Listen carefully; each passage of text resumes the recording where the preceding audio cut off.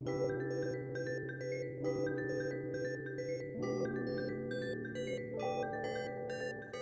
does someone mean when they say genetics when referring to Osu? Well, they're typically talking about one of two things. Either A, someone who has made an insane amount of progress in a short amount of time, typically climbing the ranks much faster than the average person, or B, the ability of a player who is so incomprehensibly out of their league, there's no possible way a human can get that good at Osu from just practice, and so they call that genetics. It's mainly an argument made by people who are not exactly a top player, around the 5-digit range, and who have been stuck there for quite some time. So today, I'm going to talk about why genetics is an invalid argument. But before we get into that, I think it's important that we should discuss what kind of person would make these remarks. In Osu, there are people whose rank graphs may look like this, and there are people whose rank graphs may look like this. What's the difference between the two players? Is it true that one of the players was just born luckier than the other? Well, not exactly. I've been playing this game for almost 4 years now, and in that time, I've been gaining ranks very quickly, except for 2019, where my rank dwindled around 1k to 2k for the entire year. Did I stop playing in that time? No, I still played actively. I also set good scores, but I just couldn't defeat that barrier. It was like I was being skill capped. I thought that I would only ever be that good, and that would be the end of the story. But it wasn't, because in early 2020 I broke out of that drought. I set one good score out of luck, and then they just kept on coming. I went from rank 1k to breaking the top 600 globally in around 4 months. So what was my secret? Well, I had a good mentality. I stopped really caring about PP, I stopped beating myself up if I didn't achieve the goals I set for myself. I told myself it's okay if I'm not the best Osu player to ever grace the planet. As long as I'm satisfied with my own performance, everything will be okay. To get back to the point I was making, the people who claim genetics are the reason top players exist are in that place I was in back in 2019. Their physical skill isn't holding them back, their mentality is. It's important to understand that Osu is just as much of a mentality game as it is a skill-based game. You could have all the skill in the world, but if you can't pick yourself up after you get pushed down, you'll spend the rest of your playing days being disappointed in your own performance. Okay, so if genetics aren't a factor, how is it possible that people like Vaxe and Emrek can become top players in only a couple of years, when I've been playing for a couple of years and I'm stuck at rank 40k? It's simple, because when they got pushed down, they came back stronger. When they made mistakes, they didn't go on Twitter and have a meltdown that they'll never be as good as a top player, and that top players are only good because they were predetermined to be good at birth. Instead, they learned from their mistakes and did their best not to make them again.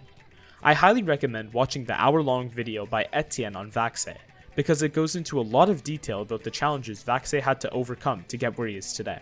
The important part I want to highlight here is that at the time, the majority of the Osu community thought he was cheating. They were so convinced that an Osu report thread was created and Vaxe was actually restricted. If you think being stuck at 40k for a year is tough, imagine having the entire Osu community turn their back on you. And not only that, but they actually get you banned, even though you're legit. And by the way, he was 14 at the time. But as we all know, he didn't give up. He persevered, created some live plays, and came back. And we all know how that turned out. So the moral of this story is that you need to keep your head up. You should try to focus on picking yourself up when you get pushed down, and not blaming it on genetics. There is no Osu gene, there's only a good mentality. Now it's time to go to the second part of the genetics argument. How on earth is it possible that someone can FC maps like Ascension to Heaven and ROG Unlimitation with double time? Is streaming 300 BPM even possible? Surely genetics has to be at play here, right? Allow me to show you something.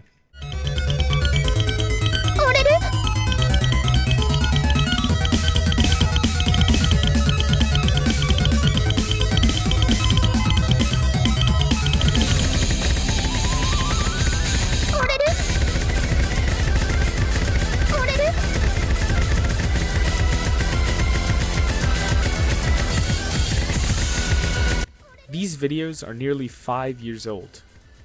The funny things about these plays is that I actually have FCs on both of these maps with much better accuracy than Marami. Of course, he was much lower ranked than me when he set these plays. I just thought it would be interesting to point out. Well anyways, after he set these plays, did he stop? No, he kept going. He got faster and faster because he practiced. It took a lot of time, and a lot of dedication, and a lot of perseverance after being called out for hacking.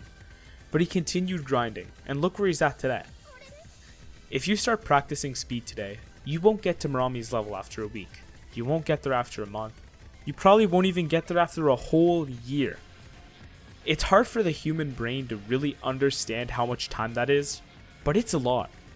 Grinding consistently for almost 5 years certainly will get you somewhere. It got Marami somewhere, and it got top players somewhere when they have their inhuman aim.